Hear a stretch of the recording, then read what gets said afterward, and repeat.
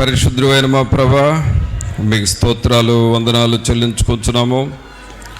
మహోన్నతుడా మా ప్రభానే యేసు, మిమ్మల్ని స్తుతిస్తూ ఉన్నామయ్యా.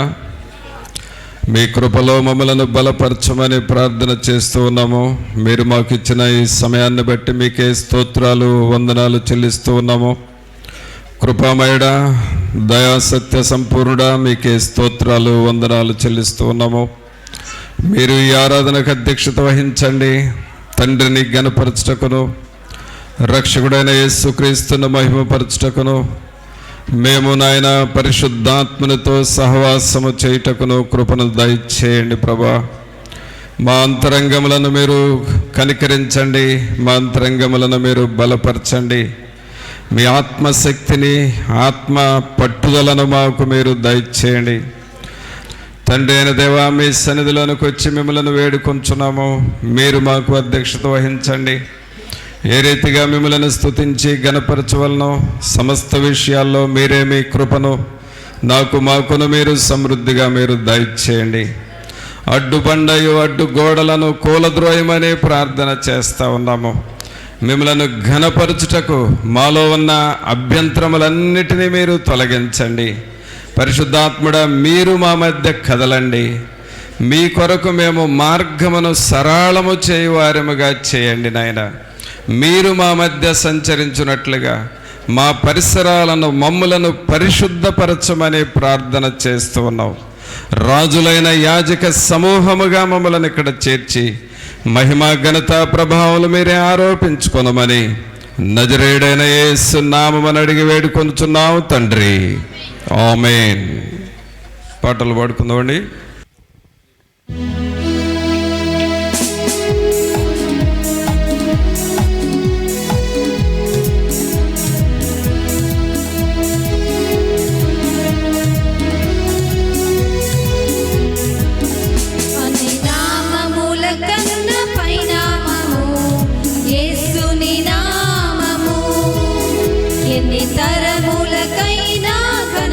చదగినది క్రీస్తు నామము, అన్ని నామముల కన్న పైనామము యేసుని నామము. ఎన్ని తరములకైనా కనపరచదగినది క్రీస్తు నామము. యేసు నామము జయం జయము, సాతాను శక్తులు లయం లయము. యేసు నామము జయం జయము, సాతాను శక్తులు లయం లయము. హల్లెలూయా హోసన్నా, హల్లెలూయా హల్లెలూయా ఆమేన్. హల్లెలూయా హోసన్నా, హల్లెలూయా హల్లెలూయా ఆమేన్. నామముల కన్న పైనామము యేసుని నామము, ఎన్ని తరములకైనా కనపరచదగినది క్రీస్తు నామము.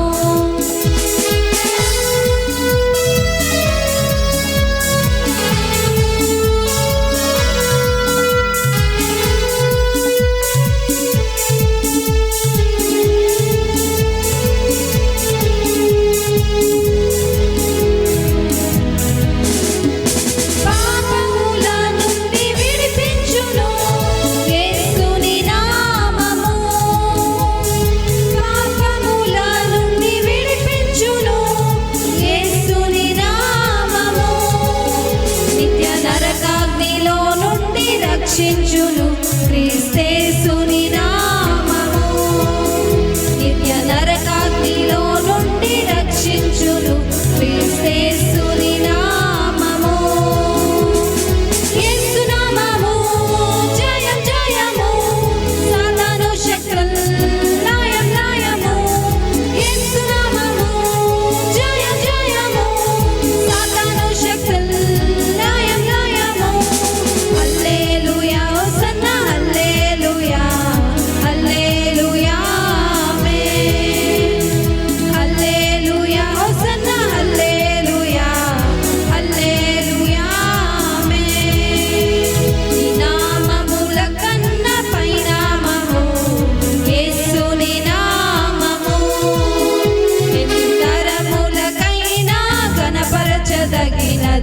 క్రీస్తు నామము.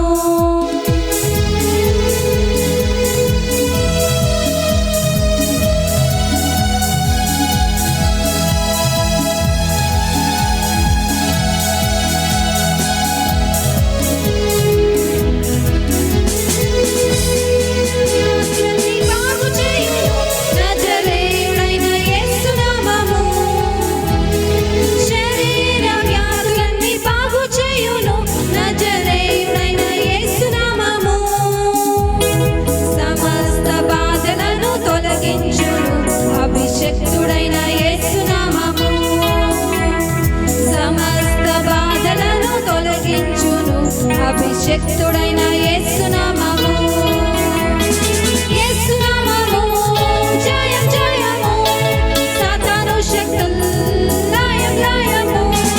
యేసు నామము జయం జయము, సాతాను శక్తులు లయం లయము. హల్లెలూయా హోసన్నా హల్లెలూయా హల్లెలూయా ఆమేన్. హల్లెలూయా హోసన్నా హల్లెలూయా హల్లెలూయా ఆమేన్. అన్ని నామముల కన్నా పైనామము యేసుని నామము. ఎన్ని తరములకైనా కనపరచదగినది క్రీస్తు నామము.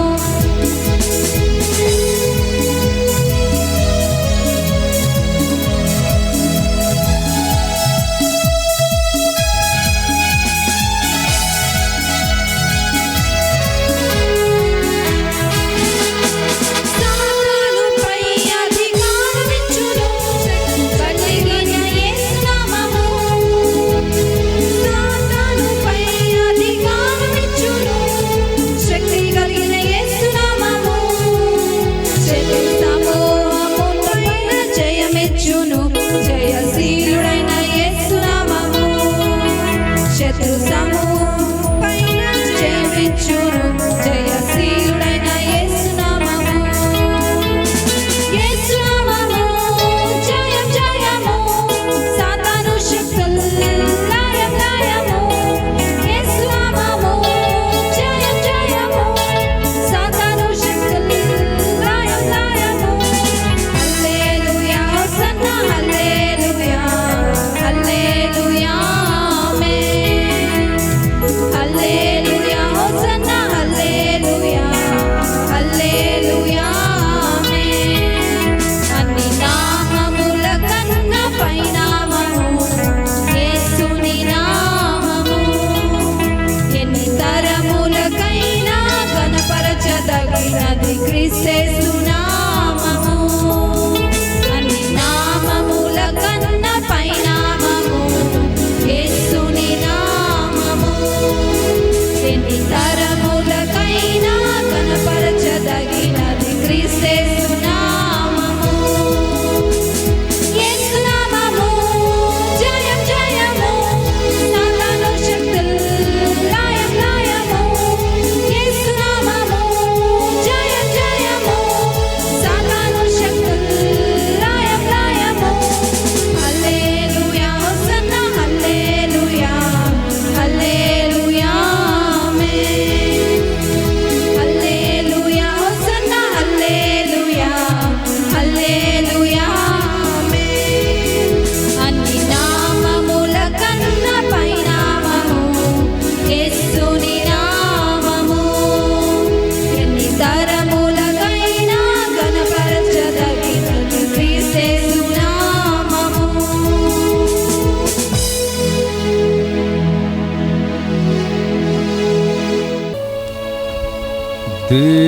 దేవుని జీవాత్మనా మీదికి రమ్ము. దేవుని జీవాత్మనా మీదికి రమ్ము. వేరాచు వంచు మాలాచు నింపు దేవుని జీవాత్మనా మీదికి రమ్ము. పరిశుద్ధుడైన మా ప్రభా, మీకు స్తోత్రాలు వందనాలు చెల్లిస్తూ ఉన్నాము.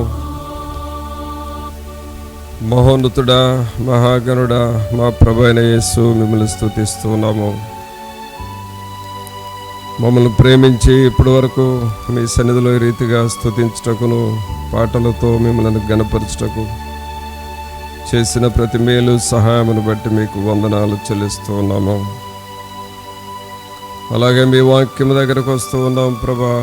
మీ వాక్యము ద్వారా మాతో మాట్లాడండి, మా హృదయాలను స్థిరపరచండి, బలపరచండి.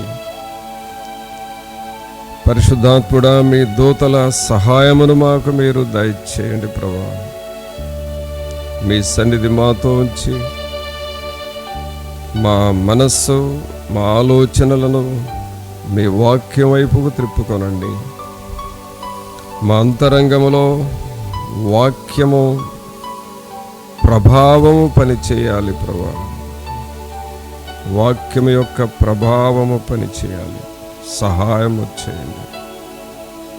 మీ సన్నిధి మాతో ఉంచి మమ్మలను బలపరచమని నజరేయుడైన యేసు నామమున అడిగి వేడుకొనుచున్నాము తండ్రి, ఆమేన్. మంచిది పిల్లరా, దేవుని వాక్యం చూసుకుందాం. నిర్గమకాండము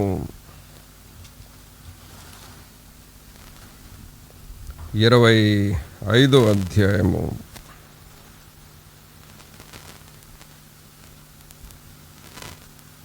నిర్గమకాండము 25వ అధ్యాయము 37వ వచనం చదువుదాం.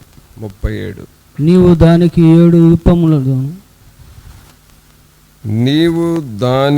7 దీపములను 7 దీపములను చేయవలెను. దాని ఎదుట వెలిగించునట్లు దాని దీపములను వెలిగింపవలెను. దాని కత్తెర చెప్పయు మేలిమి బంగారుతో చేయవలెను. ఆ ఉపకరణములన్నీ 40 వీసెల మేలిమి బంగారుతో చేయవలెను. కొండ మీద నీకు కనపరచబడిన వాటి రూపము చొప్పున వాటిని చేయుటకు జాగ్రత్త పడుము. ప్రభునందు పిల్లరా, ఇక్కడ మనం యెహోవా దేవుడు మోషేతో చెప్పుచున్న మాటలు మనం ఇక్కడ బైబిల్లో చూస్తున్నాం. ఈ మాటలు ఎక్కడ చెబుతా ఉన్నాడంటే, మోషేను ఒక పర్వతం మీదకు, ఒక కొండ మీదకు తీసుకొని వెళ్ళాడు. కొండ మీదకు తీసుకొని వెళ్ళి దాదాపు 40 రోజులు మరి మోషేను తన దగ్గర పెట్టుకొని ఆ టైంలో చెప్పిన మాటలు ఇప్పుడు మనం చదివిన మాటలు. దేన్ని గురించి చెబుతూ ఉన్నాడంటే, ఇశ్రాయేలు ప్రజలు ఎలాగూ ప్రవర్తించాలి, అలాగే వారు దేవుని ఎలా తెలుసుకోవాలి, దేవుని విధానంలో వారు ఎలా నడవాలి, ఇవన్నీ చెబుతూ అక్కడ ప్రత్యక్షపు గుడారాన్ని గురించి చెప్పారు. ఈ ప్రత్యక్షపు గుడారములో ఒక ముఖ్యమైన మాట ఏమిటంటే, దీపము అనే మాటను గురించి చెప్పారు. దీపము చూడండి, ప్రత్యక్షపు గుడారములో 3 రకాలైన ప్రజలు వస్తారు. వారెవరు అంటే, మొట్టమొదట అక్కడ యాజకుడు ఉంటాడు, ప్రధాన యాజకుడు. రెండవదిగా ప్రజలు ఉంటారు, మూడవదిగా యెహోవా దేవుడు ఉంటాడు. అనగా దేవుని సన్నిధి ఉన్న స్థలంలో ఈ ముగ్గురు ఉంటారు. ఎప్పుడు దేవుడు ఉంటాడు, యాజకుడు ఉంటాడు, ప్రజలు ఉంటారు. అయితే అక్కడ మెయిన్గా కావాల్సింది ఏమిటంటే ఒక దీపము కావాలి అని రాయబడం.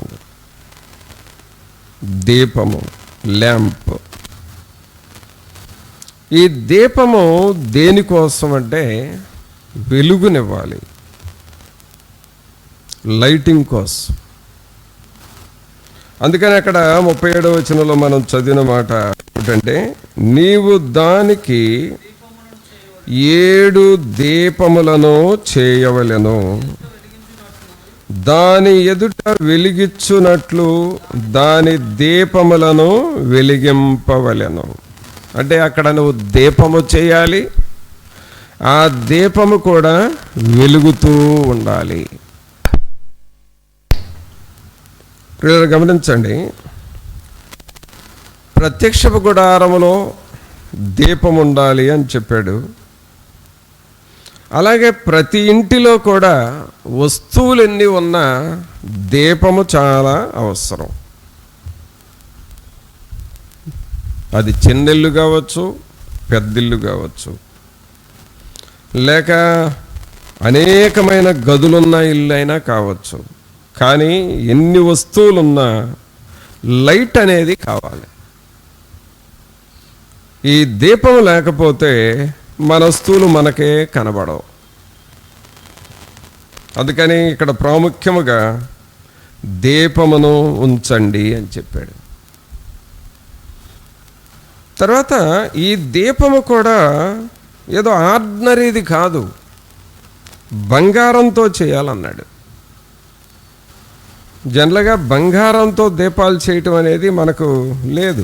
మనం దీపాలు, లైట్స్ అన్ని గ్లాస్కి, మన ఇళ్లలో ట్యూబ్ లైట్ కానివ్వండి, ఏ ల్యాంపులైనా సరే అవి గ్లాస్, ఆ గ్లాస్తో తయారు చేసిన దీపాలు. కానీ ఇక్కడ ప్రత్యక్ష గుడారంలో బంగారంతో తయారు చేసిన దీపాలు వాడు అని చెప్పాడు. పిల్లరా, బంగారం అనేది ఒక మెటల్, ఒక లోహ పదార్థం. అయితే రకరకాల లోహ పదార్థాలు ఉన్నాయి. మరి ఐరన్ అనేది ఒక లోహ పదార్థం, అలాగే జింక్ అనేది ఒక లోహ పదార్థం. ఇలాగూ చాలా లోహాలు ఉన్నాయి. కానీ వీటన్నిటికంటే బంగారం అనేది చాలా వాల్యుబుల్, విలువైన లోహము. ఈ విలువైన లోహాన్ని, ఈ బంగారాన్ని ఎక్కడ తీసుకురమ్మన్నాడు అనంటే ప్రత్యక్ష గుడారములోనికి తీసుకురావాలి.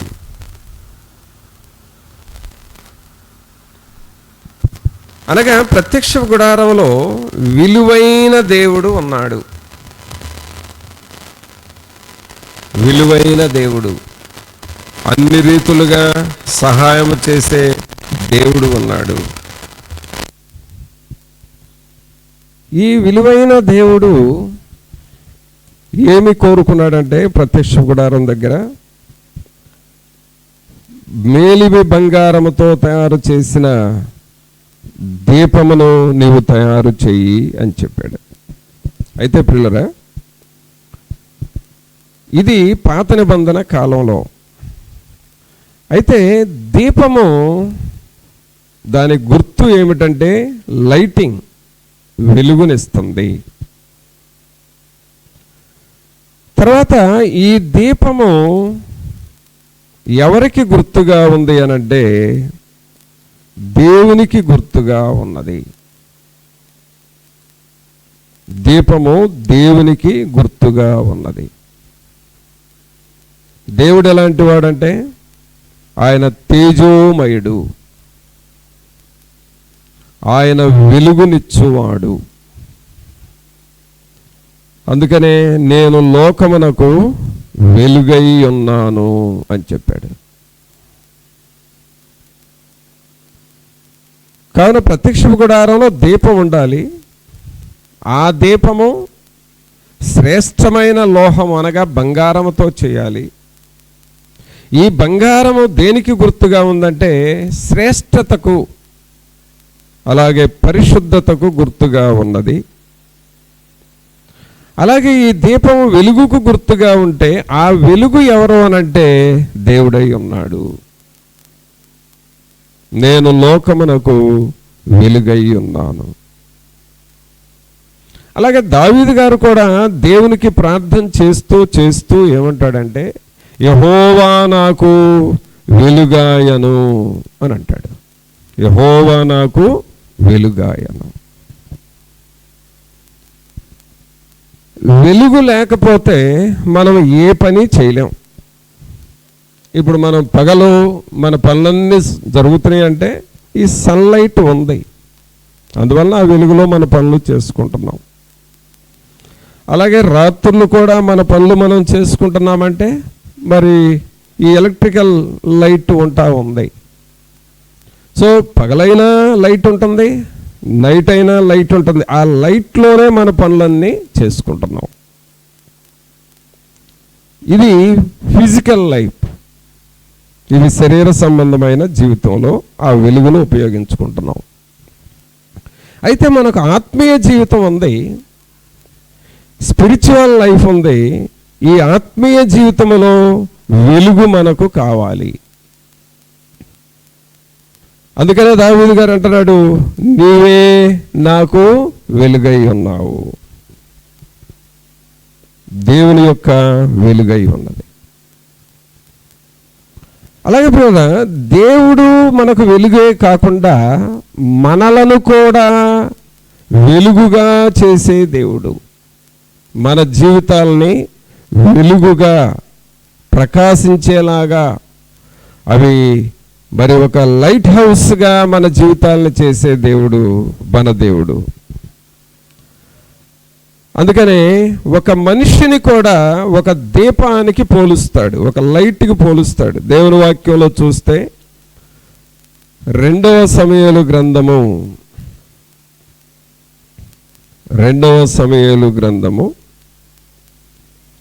21వ అధ్యాయము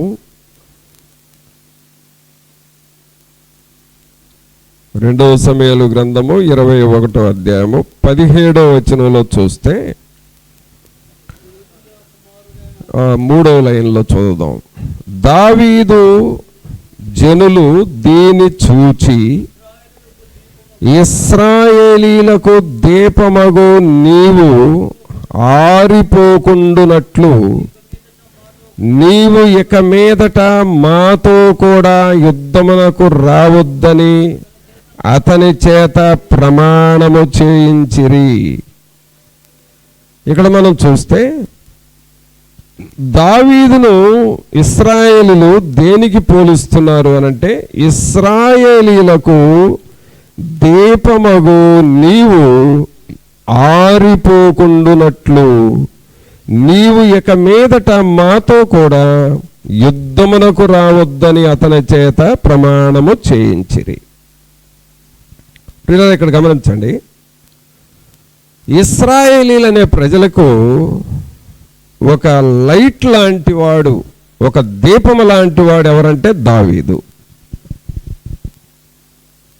అంటే దావీదు జీవితాన్ని దేవుడు ఒక దీపములాగా చేశాడు, ఒక ల్యాంపుగా మారిపోయాడు. అంటే ఆ అనేకులకు వెలుతురిస్తున్నాడు, అనేకులకు వెలుగునిస్తా ఉన్నాడు.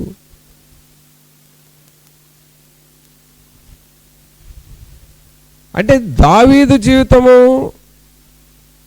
ఒక దీపములాగా ఎందుకు మారిపోయిందంటే దావీదు దేవునిని తన జీవితంలో ఒక దీపముగా చేసుకున్నాడు. అందుకనే యెహోవా నాకు వెలుగాయను, మనం పాట కూడా పాడతాం, యెహోవా నాకు వెలుగాయే, యెహోవా నాకు రక్షణయే, నా ప్రాణ దుర్గమయే, నేను ఎవరికి ఎన్నడూ భయపడను, నేను ఎవరికి ఎన్నడూ భయపడను. అంటే దావీదు గారు ఈ యెహోవా దేవునిని, నీవు నా దీపమై ఉన్నావు, నీవు నా వెలుగై ఉన్నావు, నీవు నాకు మరి వెలుతురై ఉన్నావు అని దేవునిని అలాగూ తన జీవితం లోపలికి ఆహ్వానించుకున్నాడు. దేవునిని ఎప్పుడైతే ఆయన పరిపూర్ణంగా అనుభవిస్తూ వచ్చాడో, ఆ దేవుని వెలుగు దావీదు జీవితంలోనికి వచ్చిన తర్వాత ఇదే దావీదుని ఇశ్రాయేలీయులు ఏమంటున్నారంటే, నీవు ఇశ్రాయేలీయులకు దీపము లాంటి వాడవు. ఇక్కడ మనం ఈ కనెక్షన్ మీరు బాగా అర్థం చేసుకోవాలి. మొదటి వెలుగేమో ఎవరండి? దేవుడు. ఆ వెలుగయ్యున్న దేవుణ్ణి దావీదు ఏం చేశాడు? తన జీవితంలోనికి ఆహ్వానించుకున్నాడు. ఆ రెండవ స్టెప్లో ఈ దావీదే ఇశ్రాయేలులకు దీపముగా మారిపోయాడు, వెలుగుగా మారిపోయాడు. ఇది ఒక ఆత్మీయ మర్మము ప్రియులరా, ఇది ఒక ఆత్మీయ సూత్రం. ఏంటి ఈ సూత్రం అంటే, కొన్ని సమయాల్లో మన జీవితాలు గందరగోళంగా ఉంటాయి, కొన్ని సమయాల్లో గజిబిజిగా ఉంటుంది, కొన్ని సమయాల్లో what to do what not to do, ఏం చేయాలో అర్థం కాదు, ఏం చేయకూడదో అర్థం కాదు, ఏం చేస్తే ఏమవుతుందో తెలియదు, ఏం చేయకపోతే ఏం నష్టం వస్తుందో తెలియదు, అంత గలిబిలిగా గజిబిజిగా మారిపోద్ది. అక్కడేంటి అనంటే సరైన లైటింగ్ అక్కడ లేదు అని అర్థము. పరిస్థితులలో ఏమి జరుగుతుందో అర్థం కాక గలిబిలవుతూ ఉంది అంటే మన మనస్సు, అక్కడ లైటింగ్ లేదు, అక్కడ దీపపు వెలుతురు లేదు. ఇప్పుడు మనం ఏం చేయాలి అంటే, దావీదు దేవుని వెలుతురుని ఎలాగో తన జీవితంలోనికి తీసుకున్నాడో, దేవునిని తన జీవితంలోనికి ఎలాగో ఆహ్వానించాడో, మన జీవితంలోకి కూడా ఏమి చేయాలో మాకు తెలియదు ప్రభా, నీవు మాకు దీపముగా ఉండు, నీవు మాకు వెలుతురుగా ఉండు, నీవు మమ్ములను ఏం చేయాలో మీరు డిసైడ్ చేయండి అని దేవుని వెలుగు మన మీద పడేలాగా దేవుని వైపు మనము చూడాలి. అందుకనే ప్రత్యక్షపు గుడారములో దీపాన్ని నువ్వు ఉంచు మోషే, ఆ దీపము కూడా బంగారముతో చేయించు అని చెప్పాడు. ప్రభువుని పిల్లరా, మన జీవితాల్లో అన్నిటికంటే ప్రాముఖ్యమైనది ఏమిటంటే దేవుని వెలుగు నీ జీవితంలో పడుతూ ఉండాలి. దేవుని వెలుగు నీ కుటుంబంలో ఉండాలి. దేవుని వెలుగు మన పనుల్లో ఉండాలి.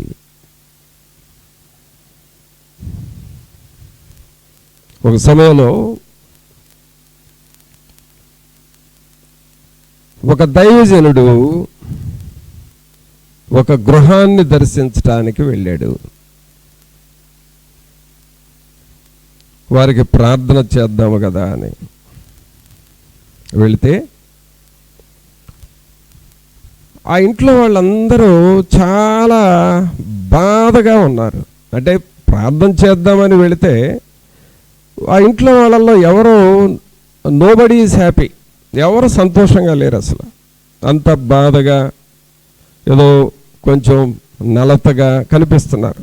ఆ ఇంటి యజమానుడు, యజమానురాలు, తల్లి, తండ్రి, పిల్లలు అంతా బాధగా ఉన్నారు.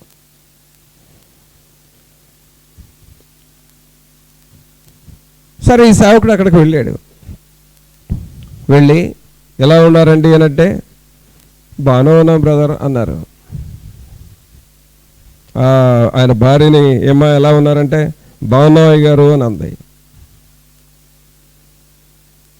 కానీ ఏదో బాధ కనపడుతుంది వాళ్ళ ముఖాల మీద, ఏదో మనస్సులో కుంగుదల కనపడతా ఉంది. సరే వాళ్ళందరినీ కూర్చోబెట్టి ప్రార్థన చేశారు.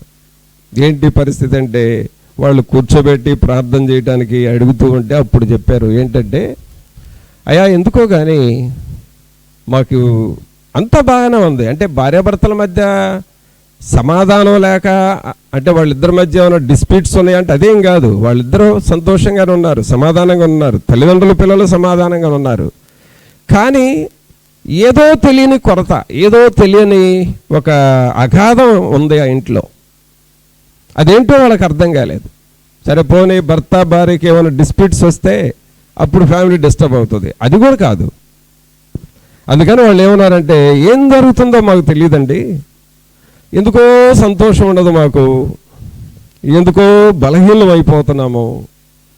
తల్లి బలహీనరాలు 10 రోజులైతే మళ్ళీ తర్వాత పిల్లలు బలహీనలు అవుతారు. ఇలాగ 1 by 1 సీరియల్గా దాదాపు కొన్ని నెలల నుండి జరుగుతుంది. అది ఏంటో మాకు తెలియదు అని చెప్పారు ఆ ఇంట్లో వాళ్ళు. అయితే ఏంటో తెలియదు అని అన్నారు అని అంటే వీళ్ళకి రీజన్ తెలియదు, ఏదో జరుగుతుంది అనుభవిస్తున్నారు, కానీ బాధని ఎందుకు వచ్చిందో తెలియదు. అంటే వారికి వెలుతురు లేదు ఇంటిలో, ఆ లైటింగ్ పడలేదు వాళ్ళ మీద. సరే ఈ సేవకుడు ఏంటా ఈ విషయం అని చెప్పి ఆయనకి కొంచెం భారం వచ్చి ఆ రోజంతా వాళ్ళతోనే గడిపాడు. సరే నేను మీకోసం ప్రార్థన చేస్తానని వాళ్ళు డ్యూటీస్ మానేశారు, ఇంట్లో చాపేసుకున్నారు, అలాగూ ప్రార్థన చేస్తారు. వాళ్ళ చేత ప్రార్థన చేపిస్తున్నాడు, వాక్యం చెబుతున్నాడు. ఈ సేవకుడు మరలా వాళ్ళకు ప్రార్థన చేస్తున్నాడు. ఒక పగలు ఒక రాత్రి అక్కడే ఉండి ఆ ఫ్యామిలీ కోసం ప్రార్థన చేస్తే జరిగింది ఏమిటంటే, ఆ సేవకుడు బాగా భారంతో ప్రార్థన చేస్తూ ఉన్నప్పుడు ఆ ఇంటిలో ఒక చీకటి ప్రభావం ఉన్నది అని గమనించాడు. ఒక చీకటి ప్రభావం అదేం చేస్తుందంటే, వీళ్ళని పనులు చేయించుకొనిస్తుంది, వీళ్ళని డ్యూటీలకి వెళ్ళనిస్తుంది, వీళ్ళని భోజనాలు వండుకొనిస్తుంది, భోజనాలు తిన్నిస్తుంది. అంతా అయిపోయిన తర్వాత వీళ్ళు విశ్రాంతిలో ఉంటారు చూడండి, అప్పుడు ఇది యాక్టివ్ అవుతుంది. వాళ్ళని డిస్టర్బ్ చేయటం, నిద్ర రాకుండా చేయటం, కలవరించేటట్లు చేయటం, అలాగే తిన్న ఆహారం పాయిజన్ అయ్యేటట్లు చేయటం, వాటి ద్వారా హాస్పిటల్కి వెళ్ళటం, ఇలాంటి డిస్టర్బెన్స్ అంతా జరుగుతూ ఉంది. ఇది ఎవ్రీడే ప్రోగ్రామ్ అయిపోయింది కొన్ని నెలల నుండి. ఈ సేవకుడికి దేవుడు చెప్పాడు, ఈ ఇంటిలో చీకటి ప్రభావం పనిచేస్తుంది. అది వాళ్ళకి తెలియదు. మరలా మార్నింగ్ అయ్యే టయానికి ఏముండదు, అది దాని ప్రభావం ఉండదు, సైలెంట్గా ఉంటుంది. ఆ ఇంట్లోనే ఉంటుంది, సైలెంట్గా ఉంటుంది, వీళ్ళ పనులు వీళ్ళు చేసుకుంటారు. ఇప్పుడు ఆ చీకటిని గద్దించాడు. ఆ స్పిరిట్, ఈవిల్ స్పిరిట్ని ప్రార్థన చేసి వాక్యము ద్వారా గద్దించి, దయమా ఈ ఇంటిలో నువ్వు ఉండటానికి వీల్లేదు, ఇక నువ్వు వెళ్ళిపోవాల్సిందే అని చెప్పినప్పుడు వెళుతూ వెళుతూ ఒక మాట అందంట, ఈ ఇంటి వాళ్ళకి అర్థమయ్యేటట్లుగా. ఏమందంటే, ఎందుకు వచ్చావయ్యా ఈ ఇంట్లోకి నువ్వు అందంట. నేను ఇక్కడ స్థావరం వేసుకొని ఉన్నాను ఇంట్లో, నా పని నేను చేస్తున్నాను వీళ్ళ మీద, నువ్వు ఎందుకు వచ్చావయ్యా, నన్ను తోలేస్తున్నావు అని చెప్పి అది అరిచి వెళ్ళిపోయిందంట.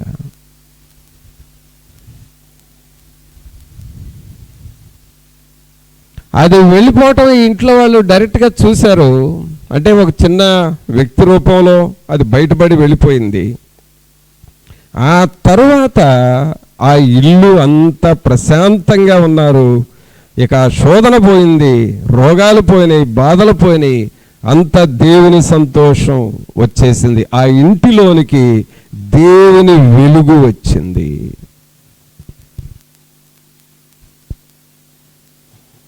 ప్రభువునందు ప్రియులారా గమనించండి, దేవుని వెలుగు మనకు ఐడెంటిఫై చేసుకోవాలి. దేవుని వెలుగు మన ఇంట్లో ఉందా? దేవుని వెలుతురు మన ఇంటి మీద పడతా ఉందా? దేవుని యొక్క ఆ వెలుగు మనల్ని మరి ప్రకాశించేలాగా చేస్తూ ఉందా? అది మనం ఎప్పటికప్పుడు ఐడెంటిఫై చేసుకుంటా ఉండాలి.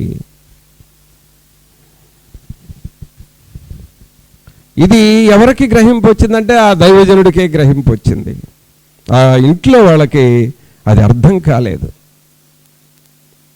అది నీకు ఎప్పుడు అర్థం అవుతుందంటే దేవుని వెలుగు నీ మీద పడతా ఉండాలి. నీ మనస్సులోనికి దేవుని ఆలోచనలు రావాలి. నీ హృదయంలో దేవుని యొక్క సన్నిధిని నువ్వు అనుభవించాలి. ఈ దావీదుకి ఇలాంటి వెలుగు ఎలా వచ్చింది అనంటే దేవునిని ఇతను కలిగి ఉన్నాడు. అందుకనే దేవుడు మొదటి వెలుగైతే ఆ వెలుగును దావీదు తన జీవితంలోకి తీసుకొని ఈయన ఇశ్రాయేలులకు వెలుగుగా మారిపోయాడు. అయితే ఇప్పుడు మనం నూతన నిబంధనలో ఉన్నాం. ఇప్పుడు ఇది మనకు సాధ్యమా? మన సంగతి ఏంటి? ఈ వెలుగును మనం ఎలాగో అనుభవించాలి, దేవుని వెలుగును మనం ఎలాగో అనుభవించాలి అని గనక చూస్తే దేవుని వాక్యంలో చూద్దాము. 119వ కీర్తన చూడండి. 119వ కీర్తన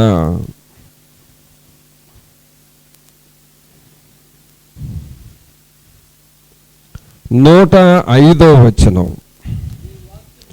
నీ వాక్యము నా పాదములకు దీపమును నా త్రోవకు వెలుగునై ఉన్నది. చూసారా? నీ వాక్యము నా పాదములకు దీపమును నా త్రోవకు వెలుగునై ఉన్నది అనగా ఈ వెలుగు మనలోనికి రావాలి అనంటే ఆయన వాక్యము మనలోనికి రావాలి. దేవుని వాక్యము మన గృహాలలోనికి రావాలి. అందుకే ఈ గృహ కూడికలు, ఆ గృహాలలో ప్రార్థన చేసేది ఎందుకు అనంటే ఇంటిలో ఉన్న మీరు రోజు కాసేపు ప్రార్థన చేసుకుంటారు, కానీ మీరు చేసుకునే ప్రార్థన ఆ పవర్ చాలదు ఇంట్లో. అందుకని సహోదరులుగా, దేవుని సేవకుడుగా మీ ఇంటికి వచ్చి అందరూ కలిసి ప్రార్థన చేసినప్పుడు దేవుని శక్తి ఆ గృహంలోనికి వస్తుంది, ఆ ప్రాంతాల్లోకి కూడా వచ్చేస్తుంది. దేవుని వెలుగు అక్కడ పనిచేస్తూ ఉంటుంది. అందువలన ప్రియులారా, మన హృదయాలలో ఈ దేవుని వెలుతురు పడుతూ ఉండాలి. ఫోటో తీసేటప్పుడు ఆ లైటింగ్ మన ముఖం మీద ఎలా పడుతుందో ప్రతిరోజు దేవుని వెలుగు, దేవుని వాక్యం అనే వెలుగు మన హృదయాల్లో పడుతూ ఉండాలి. అందుకనే దావీదు గారు అంటున్నాడు, నీ వాక్యము. ఎవరి వాక్యం అండి? నీ వాక్యం. అంతే. దావీదు గారు ఆయన జీవితం అర్థం చేసుకుందంటే అర్థం చేసుకుంది ఏంటంటే నీ వాక్యమే నా పాదములకు దీపము. అందుకనే బైబిల్ బాగా చదవాలి పిల్లరా. ఏదో ఒక అధ్యాయం 2 అధ్యాయాలు చదివే వాళ్ళకి అంత వెలుగు రాదు, కానీ దేవుని వాక్యాన్ని క్షుణ్ణంగా చదవాలి. దేవుని వాక్యాన్ని నిదానంగా చదవాలి. దేవుని వాక్యాన్ని మనం అప్లై చేసుకుంటూ చదవాలి. దేవుని వాక్యాన్ని చదివేటప్పుడు అంటే ఇది కొంచెం థియాలజీ చదివే వాళ్ళకి, ఆ స్టాండర్డ్లో వాళ్ళకి చెప్పే మాట చెబుతున్నాను. దేవుని వాక్యాన్ని చదివేటప్పుడు అంట 3 పదాలు జరగాలంట. ఒకటి అనలైజ్, 2 విజువలైజ్, 3 పర్సనలైజ్.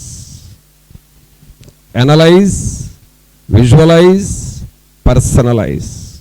ఆ పదాల అర్థం ఏంటంటే ఎనలైజ్ చేయటం, అంటే ఒక్కొక్క వాక్యాన్ని దాన్ని ప్రక్షాళన చేయాలి. ఈ వాక్యం ఏంటి, ఈ వాక్యంలో దేవుడు ఏం చెబుతున్నాడు, ఈ వాక్యంలో పరిశుద్ధాత్ముడు ఎంతవరకు ఉన్నాడు అని ఒక్కొక్క వాక్యాన్ని నిదానంగా జిలకొట్టాలి. ఆ కర్డ్ పెరుగుని జిలకొట్టి మజ్జిగ వెన్న సపరేట్ చేస్తాం చూడండి, వాక్యాన్ని అలాగ ఎనలైజ్ చేయాలి. ఎనలైజ్ చేయటం ద్వారా వాక్యములో ఉన్న ప్రభావం నీలోనికి వచ్చేస్తుంది. ఆ వాక్యములో ఉన్న లైటింగ్, ఆ వెలుతురు నీలోనికి వస్తుంది, నీ జీవితంలోకి వస్తుంది, నీ ఇంటిలోనికి వస్తుంది, మన సంఘంలోనికి వస్తుంది. ఎనలైజ్ చేస్తూ ఉండాలి. ఎనలైజ్ చేసిన వాక్యాన్ని విజువలైజ్ అంటే చూడాలి, మనం అబ్జర్వేషన్లో పెట్టాలి. ఈ వాక్యము ఎంతవరకు నాకు పనిచేస్తుంది, దేవుని వాక్యాన్ని చూడాలి.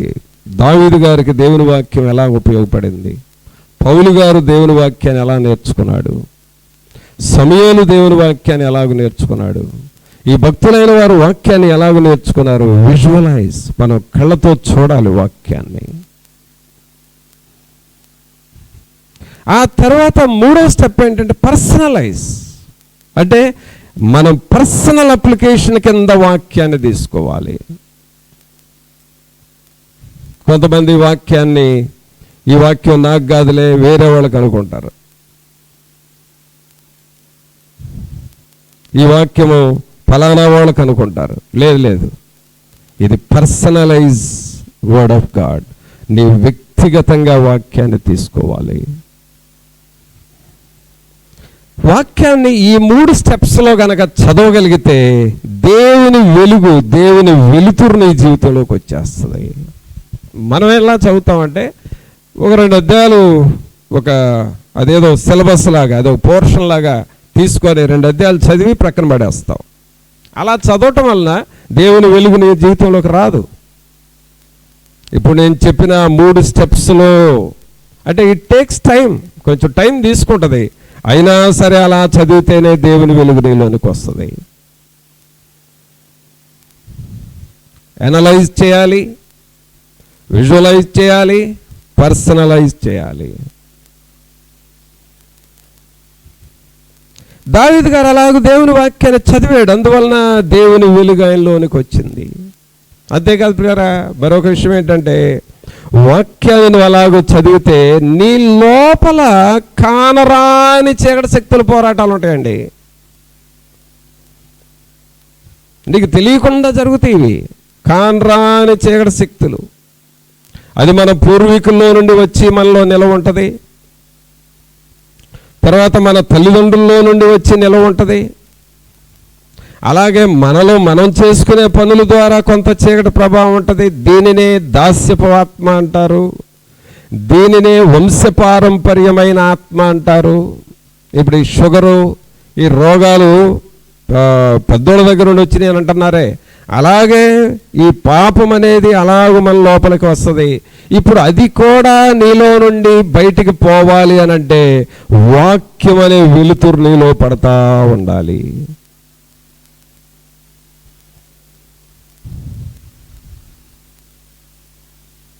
నా దీపమును వెలిగించువాడు నా చీకటిని వెలుగుగా చేయును. నా దీపమును వెలిగించువాడు నా చీకటిని వెలుగుగా చేయును. అన్యజనులలో ధాన్యతనిచ్చును, అన్యజనులలో ధాన్యతనిచ్చును. హల్లెలూయా స్తుతి గానము చేసేద, హల్లెలూయా స్తుతి గానము చేసేద. చూసారా, నా దీపమును వెలిగించువాడు నా చీకటిని వెలుగుగా చేయువాడు. ప్రియరా, అంటే మనం చేయాల్సింది ఏంటి అని అంటే దేవుని వెలుగు మన జీవితంలో పడాలి.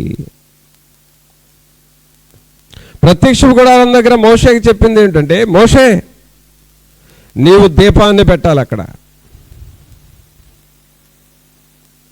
అది కూడా దీపం అనగానే ఏదో చిన్న రేగుతో చేసేసి ఆయిల్ పోసి పెట్టడం కాదు, బంగారంతో చేయాలి.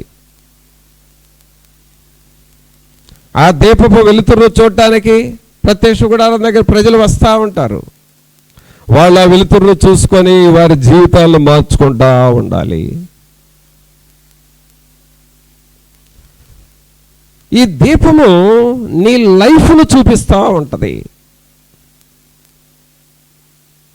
ఈ దీపము నీ జీవితంలో ఎక్కడ మిస్టేక్స్ ఉన్నావో నీ మిస్టేక్స్ని చూపిస్తూ ఉంటుంది. అది ఈ దీపము మన పొరపాట్లు మనం గ్రహించుకొని రెక్టిఫై చేసుకునేటట్లుగా చేస్తూ ఉంటుంది దీపము. ప్రభువంతులారా, మనకు తెలియకుండానే కొన్ని మిస్టేక్స్ ఉంటాయి మన జీవితంలో. అది మిస్టేక్ అని కూడా నీకు తెలియదు. కొన్ని సంవత్సరాల నుండి అలాగ ఉంటుంది. కొన్ని సంవత్సరాల నుండి కొన్ని మిస్టేక్స్ అలాగే ఉంటాయి. అది మిస్టేక్ అనేది నీకు ఫైండ్ అవుట్ కాదు. కారణం ఏంటంటే దేవుని వెలుగు నీ మీద పడనందువలన. ఇప్పుడు నువ్వు దేవుని వెలుగులోనికి వచ్చినప్పుడు, దేవుని వాక్యంలోనికి వచ్చినప్పుడు, దేవుని వెలుతురులోనికి వచ్చినప్పుడు, దేవుని ప్రభావం క్రిందకి, దేవుని మహిమ క్రిందకి వచ్చినప్పుడు నీ లోపాలు నీకు అర్థమైపోతే అప్పుడు ఏమనిపిస్తుందో తెలుసా? ఇంతకాలం ఎందుకు ఈ లోపాన్ని నేను గ్రహించుకోలేదు, నా లైఫ్ చాలా వేస్ట్ అయింది అని అనిపిస్తుంది.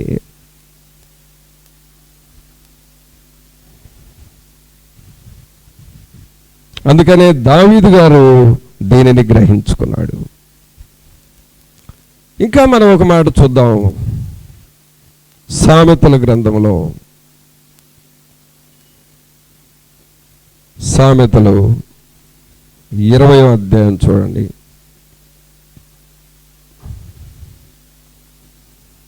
అసలు ఈ లైట్ ఎక్కడి నుంచి వచ్చింది అని అంటే, సామెతలు 20వ అధ్యాయము 27వ వచనం చదవండి. నరుని ఆత్మ యెహోవా పెట్టిన దీపము, అది అంతరంగములన్నీయో శోధించును. అందరి మాట చూద్దామా? నరుని ఆత్మ యెహోవా పెట్టిన దీపము, అది అంతరంగములన్నీయో శోధించును. అనగా పిల్లరా, దేవుడు ఒక లైట్, ఒక దీపాన్ని మన హృదయంలో పెట్టాడు. అదేమిటంటే దేవుని ఆత్మ. దేవుని ఆత్మ, నరుని ఆత్మ యెహోవా పెట్టిన దీపం, ఒక దీపాన్ని పెట్టాడు. ఆ దీపము నువ్వేం చేయాలంటే వెలిగించుకుంటా ఉండాలి. ఆ దీపాన్ని నువ్వు వెలిగించుకోవాలి, రోజు వెలిగించాలి. నువ్వు వెలిగించుకోకపోతే, ఆ దీపాన్ని గురించి పట్టించుకోకపోతే అది డిమ్ అవుతుంది, ఆ తర్వాత డెడ్ అవుతుంది, వెలుతురు పోతుంది, ఆరిపోతుంది. ఆరిపోయిన తర్వాత కటిక చీకటిగా జీవితం మారిపోతుంది. అందుకనే దేవుడు ఒక దీపాన్ని నీ హృదయంలో పెట్టాడు, దాన్ని నువ్వు వెలిగించుకోవాలి. నరుని ఆత్మ యెహోవా పెట్టిన దీపము. మరి దీపం వెలిగించాలంటే ఏం చేయాలి నువ్వు?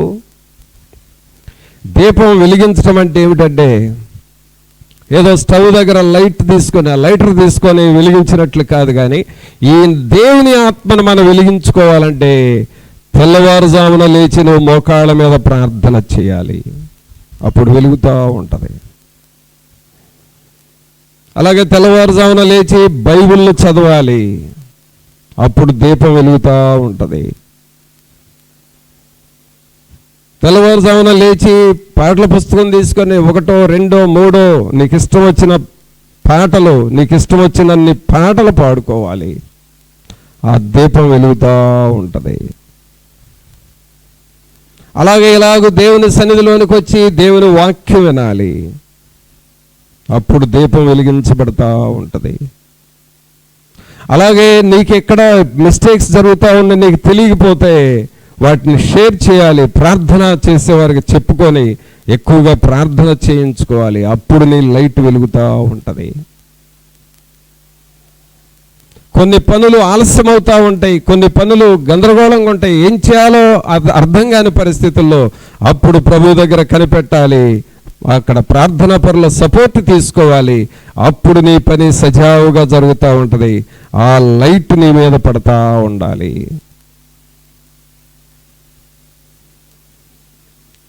ఇలాగ మనం చేస్తూ ఉంటే దీపం వెలుగుతూ ఉంటుంది. ఈ పని చేయటము ఎవరి లక్షణం అయ్యానంటే, ఎవరి పని అంటే బుద్ధిగల కన్యకల పని. ఇది బుద్ధిగల కన్యకలు వారి దీపములో నూనె పోసుకొని వెలిగేటట్లుగా చేశారు. అది బుద్ధిగల కన్యకల పని. ఈ దీపాన్ని పట్టించుకోకుండా, బైబిల్ చదవకుండా, ప్రార్థన చేయకుండా, పాటలు పాడకుండా, తెల్లవారుజామున లేచి మోకరించకుండా, మరి వాక్యం వినకుండా నిర్లక్ష్యంగా ఉంటూ నీ పనిలో నువ్వు, నీ ధ్యాసలో నువ్వు వెళ్ళిపోతున్నావంటే ఆ దీపాన్ని నువ్వు పట్టించుకోవట్లేదు. ఆ దీపం ఆరిపోవటం ద్వారా ఏమవుతుందంటే నష్టం జరుగుతుంది. అది ఎవరి పని అంటే బుద్ధి లేని కన్యకల పని.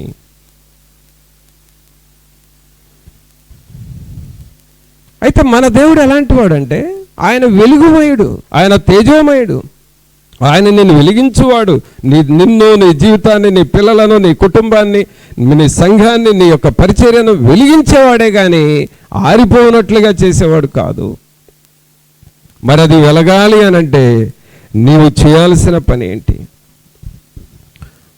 ఆ దీపం వెలిగే పనులు నువ్వు చేసుకోవాలి. ఇక్కడ ఒక చిన్న క్లారిఫికేషన్ మీకు చూపిస్తాను. 31వ అధ్యాయం తీయండి. ఇది సామెతల్లోనే, సామెతల్లో 31వ అధ్యాయము 18వ వచనం 2వ లైన్ చూడండి. రాత్రి వేళ ఆమె దీపము ఆరిపోదు. అందరు చెప్పండి మాట. రాత్రి వేళ ఆమె దీపము ఆరిపోదు. అదేంటి? జనరల్గా నైట్ టైము లైట్లు మీరు ఆపేస్తారా, అలాగే ఉంచి పడుకుంటారండి? స్విచ్ ఆనా, స్విచ్ ఆఫా? Switch off. పడుకునేటప్పుడు స్విచ్ ఆఫ్, అన్నీ ఆపి పడుకుంటాం. కానీ ఇక్కడేమంటున్నాడు? రాత్రి వేళ ఆమె దీపము ఆరిపోదు. అంటే లైట్లు ఆపదనే అర్థం? అది కాదు. అక్కడ లైట్స్ రాత్రి వేళ ఆరిపోదు అని అంటే అర్థం ఏంటంటే ఆమె దీపాన్ని వెలిగించుకుంది, ఆ దీపము వెలుతురిస్తుంది, ప్రార్థన చేసింది, వాక్యంతో నింపింది, ఆరాధనలు చేసుకుంది, దేవునితో నింపబడి ఉంది. ఆ టైంలో నిద్రపోతున్నా సరే, పడుకున్నా సరే, ఒకవేళ శోధనలో ఉన్నా సరే ఆ దీపము ఆరిపోదు, వెలుగుతూ ఉంటుంది. ఏం చేయాలో ఎప్పటికప్పుడు పరిశుద్ధాత్ముడు నడిపిస్తూ ఉంటాడు. పరిశుద్ధాత్ముడు అలాగ మనల్ని నడిపిస్తూ ఉంటాడు.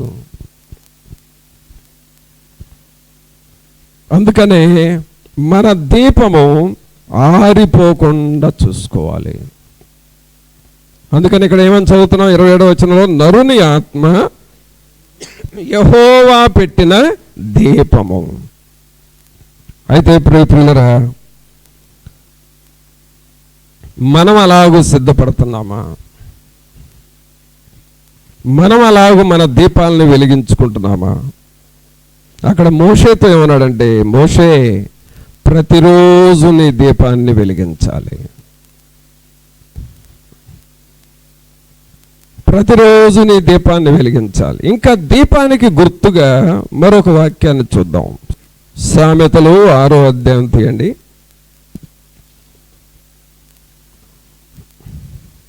సామెతలు 6వ అధ్యాయము 23. ఆజ్ఞ దీపముగాను ఉపదేశము వెలుగుగాను ఉండును, శిక్షార్థమైన గద్దింపులు జీవ మార్గములు. అందరూ బిగ్గరగా చెబుదాం ఈ మాట. ఆజ్ఞ దీపముగాను ఉపదేశము వెలుగుగాను ఉండును. శిక్షార్థమైన గద్దింపులు జీవ మార్గములు. ఆజ్ఞ దీపము అంటే దేవుని ఆజ్ఞలే నీ దీపము, దేవుని ఆజ్ఞలే నీ వెలుతురు, దేవుని మాటలే నీ బ్రతుకుకు జీవము. శతాధిపతి దేవుని దగ్గరికి వెళ్ళాడు. అయ్యా నా దాసుడు మరి చావటానికి సిద్ధంగా ఉన్నాడయ్యా, మీరొక్క మాట చెప్పండి, నా దాసుడు బ్రతుకుతాడు. ఎవర్ వర్డ్ ఈజ్ ఎనఫ్, నీ మాట చాలు. దేవుని మాటలో వెలుతురు ఉన్నది, దేవుని మాటలో వెలుగు ఉన్నది, దేవుని మాటలో దేవుని శక్తి ఉన్నది. ఒక సమయంలో ఒక ఇంటిలో చీకటి శక్తులతో బాధపడుతున్న వారు ఒక ఫ్యామిలీ సఫర్ అవుతున్నారు. అంటే ఆ దయ్యాలు, ఇందాక నేను చెప్పిన దయ్యం ఏమో ఇంట్లోనే ఉండి పగలేమో సైలెంట్గా ఉంటుంది, రాత్రులు యాక్టివ్ అవుతుంది. అందువల్ల వాళ్ళు రాత్రులు డిస్టర్బ్ అయ్యారు ఇంట్లో వాళ్ళు. ఇప్పుడు నేను చెప్పబోయేది, పగలు ఇంట్లో ఉండలేదు, బయటికి వెళ్ళిపోతుంది, రాత్రులు ఇంట్లోకి వస్తుంది ఈ దయ్యం. ఇది ఇంకొక ఫ్యామిలీ. రోజు ఎలా జరుగుతుందయ్యా అనంటే, అంటే వాళ్ళు చదువుకునే పిల్లలతో సహా భయపడిపోతున్నారు, దయ్యాల్లాగా ప్రవర్తిస్తున్నారు. వాళ్ళు భయపడిపోయి ఎలా అయిపోయారంటే సాయంకాలం వచ్చే టైంకి వీళ్ళకి టెన్షన్ వస్తుంది. అమ్మో ఇక దయ్యం మన ఇంట్లోకి వచ్చే టైం అయింది. వీళ్ళ సైకలాజికల్గా అలా అయిపోయారు వాళ్ళు ఫ్యామిలీ.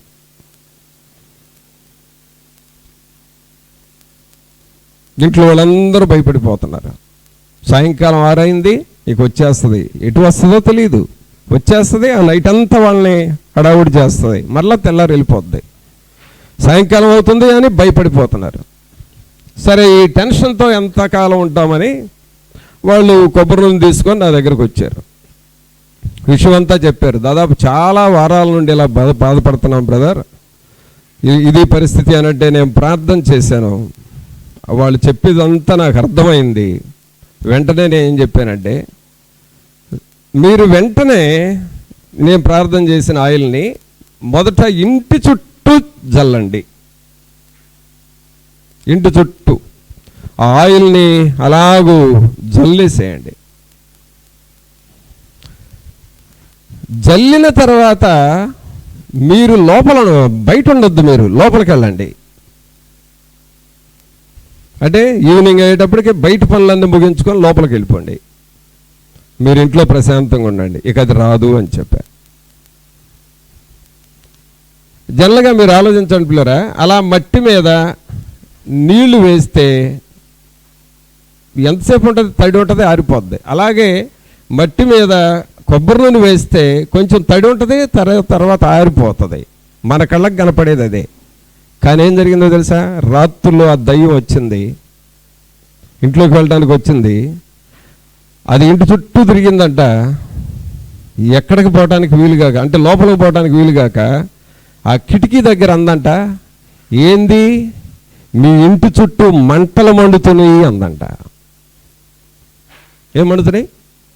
మంటలు మండుతున్నాయి ఏంటి, నేను రాకుండా మీరు ఏదో చేసేరే అని అయితే ఇప్పుడు నేను రాలేనులే, వెళ్ళిపోతున్నానని వెళ్ళిపోయిందంట. స్పష్టంగా ఉన్నారండి వాళ్ళు ఆ సౌండ్. అంటే దయ్యానికి ప్రార్థన చేసిన కొబ్బరి నూనె ఒక మంటలాగా కనబడింది. ప్రియరా, ఆజ్ఞ దీపముగాను ఉపదేశము వెలుతురుగాను వెలుగుగాను. అందుకనే నీ జీవితంలో దేవుని ఆజ్ఞలే నీకు దీపముగా మారాలి. దేవుని ఉపదేశము నీకు వెలుగుగా మారాలి. ఇవన్నీ ఎప్పుడైతే నీ జీవితం లోపలికి వస్తాయో నీవు వెలుతురుగా మారిపోతావు, వెలుగుగా మారిపోతావు. అలాగే దేవుని వెలుగు నీ జీవితంలోనికి వస్తుంది. అంతకు ముందు, ఈ వెలుగు రాకముందు ఉన్న సమస్యలన్నీ తొలగిపోతాయి. అవన్నీ తొలగిపోతాయి. అందుకనే ఎప్పటికప్పుడు దేవుని వెలుగు మన లోపలికి వచ్చేటట్లుగా చూసుకోవాలి.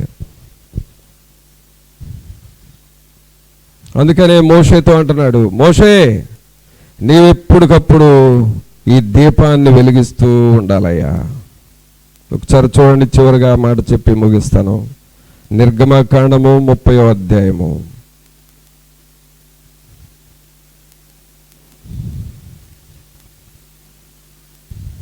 నిర్గమకాండము 30వ అధ్యాయము 7వ వచనం చదవండి. అహరోను ప్రతిదినము ప్రొద్దున దాని మీద పరిమళ ద్రవ్యముల ధూపము వేయవలెను.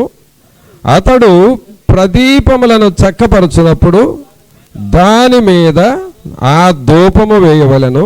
మరియు సాయంకాలమందు అహరోను ప్రదీపములను వెలిగించినప్పుడు దాని మీద ధూపము వేయవలెను. అది మీ తరతరములకు యెహోవా సన్నిధిని నిత్యమైన ధూపము. ఇక్కడ చూడండి పిల్లరా, 6వ వచనంలో 7వ వచనంలో ప్రతిదినము అంటున్నాడు. ఏమంటున్నాడండి? ప్రతిదినము. ప్రతిదినమున ఏం చేయాలి? ప్రతిదినము ప్రొద్దున. ప్రొద్దున అంటే మార్నింగ్. ప్రతిరోజు మార్నింగ్ నీ దీపాన్ని వెలిగించాలి. అలాగే ప్రతిరోజు సాయంకాలం అని ఉంది కదా 8వ వచనంలో. సాయంకాలమందు అహరోను ప్రదీపములను వెలిగించినప్పుడు, సాయంకాలం అంటే మార్నింగ్ అండ్ ఈవినింగ్ నీ దీపాన్ని నువ్వు వెలిగించుకోవాలి. ఈ వెలుతురు నీ జీవితం మీద పడ్డప్పుడు దేవుని శక్తి వస్తుంది. ఎవరి మీద ఈ వెలుతురు పడిందో వారు అద్భుతంగా మారిపోయారు. అద్భుతముగా మారిపోయారు. చూడండి పిల్లరా, మనం భూమిలో కొన్ని విత్తనాలు నాటుతాం. పొట్ల విత్తనాలు, దోస విత్తనాలు, కాకర విత్తనాలు, ఇలాంటి భూమిలో నాటుతాం. ఆ విత్తనం మొలకెత్తేది ఎప్పుడంటే వెలుతురు తీసుకుంటుంది. కావలసిన పోషక పదార్థాలతో పాటుగా ఆ సన్లైట్, ఆ వెలుతురును తీసుకుంటుంది. అప్పుడు అది జర్మినేట్ అవుతుంది, అది అంకురిస్తూ ఉంటుంది. అలాగే నీ జీవితం అంకురించాలి, ఫలించాలి అని అంటే దేవుని వెలుగు నీ మీద పడతా ఉండాలి. అందుకని ఇక్కడ కండిషన్ ఏం పెట్టాడంటే, ప్రతిరోజు ఉదయము, ప్రతిరోజు సాయంకాలము నీ దీపాన్ని నువ్వు వెలిగించు. మరి అలాగ మనం వెలిగిద్దామా? అలాగ దేవుని వాక్యం మీద ఆధారపడదామా? దేవుని వాక్యమే మన దీపము, దేవుని ఆజ్ఞ మన దీపము, దేవుని ఉపదేశం మన వెలుగు. వీటి మీద మనం ఆధారపడినప్పుడు ప్రభు తన కాపుదల మనకిస్తాడు. మన బ్రతుకులో ఉన్న చీకటి ప్రభావం పోతుంది. మన కుటుంబాలలో సాతాను గలిబిలిపోతుంది. దేవుని వెలుగు మనలోనికి వచ్చినప్పుడు నీ మనస్సు నెమ్మదిగా ఉంటుంది. అలాగే ప్రతి అభ్యంతరాలు తొలగిపోతాయి. అలాగూ నీ వెలుగు మా మీదకి రావాలి అని దేవుని వైపు మనం చూద్దాం, ప్రార్థన చేసుకుందాం. ఒక్క నిమిషం అందరము తలలు వంచి ప్రభు సన్నిధిలో, పరిశుద్ధాత్మదేవుడా మీ వైపు చూస్తూ ఉన్నాము. మీ వెలుగు మాలోనికి రానివ్వండి నాయన. మీ వెలుతురు మా మీద పడాలి ప్రభువా. మీ వాక్యం అనే వెలుగు మా జీవితంలోనికి రావాలి. దేవుని వెలుగు మాకు కావాలి ప్రభువా. మా జీవితాలను వెలిగించేది మీ వాక్యము, మా జీవితాల్ని వికసింపచేయనది మీ వాక్యము ప్రభువా. అట్టి వాక్యము మా జీవితంలో దినదినము మేము చదువుతూ ఉండాలి. వాక్యాన్ని అనలైజ్ చేయాలని విన్నాము కదా. అలాగూ క్షుణ్ణముగా దేవుని వాక్యాన్ని చదివే తీరిక కూడా మాకు కావాలి ప్రభువా. సహాయము చేయండి అని నువ్వు ప్రభువుని అడుగుతావా? ఒక్క నిమిషం సహోదరుడా సహోదరి నోరు తెరిచి ప్రార్థన చేయి. పరిశుద్ధమైన మా ప్రభువా, మీకు స్తోత్రాలు వందనాలు చెల్లిస్తూ ఉన్నాము. మహోన్నతుడా మహాగణుడా మా ప్రభు అయిన యేసు మిమ్మల్ని స్తుతిస్తూ ఉన్నామయ్యా. దేవుని వాక్యము, మా కొరతలను తీర్చే మీ వాక్యము, దేవుని వాక్యము మాకు సమృద్ధినిచ్చేది మీ వాక్యము. ఈ వెలుగు మాలో పడునట్లుగా సహాయము చేయండి. అందుకనే సృష్టిలో కూడా మొట్టమొదట మీరు కలుగజేసింది వెలుగే కదా. అంతటా యెహోవా వెలుగు కలుగజేసెను అని సృష్టిలో మొట్టమొదట మీరు చేసిన పని వెలుగును సృష్టించారు ప్రభా. ఇది సృష్టికి ప్రాముఖ్యమైనదని మీరు మొదట వెలుగును సృష్టించారు. అలాగే మా జీవితంలో కూడా మా ఆత్మలో వెలుగుతో నింపబడినట్లుగా చేయండి. ఈ ప్రియులైన వారిని అందరినీ మీరు దర్శించండి, వీరిని వీరి కుటుంబాలను మీరు దర్శించండి. మీ దయగలిగిన హస్తం ఒక్కొక్కరిగా తోడుగా ఉంచి మీ నామమును మీరు మహింపరచుకొని మా జీవితంలో ఆ వెలుతురు పడినట్లుగా చేయండి అయ్యా. ఎక్కడ ఏమి జరుగుతుందో అర్థం కాని మసకబారిన పరిస్థితులు మా జీవితంలో ఉంటా ఉన్నాయి. ఈ మసక, హాఫ్ లైట్, డార్క్ లైట్, ఈ మసకలు మా జీవితంలో పోవాలి ప్రభా. అందుకే మీ వెలుగు మా జీవితంలోనికి రావాలి. సహాయము చేయండి. మీ సన్నిధి మా అందరితో ఉంచండి. మీ వాక్యమైన వెలుగు వెలుతురు మా అందరి మీద పడులాగున చేయమని నజరేయుడైన యేసు నామమున అడిగి వేడుకొనుచున్నాము తండ్రి, ఆమేన్.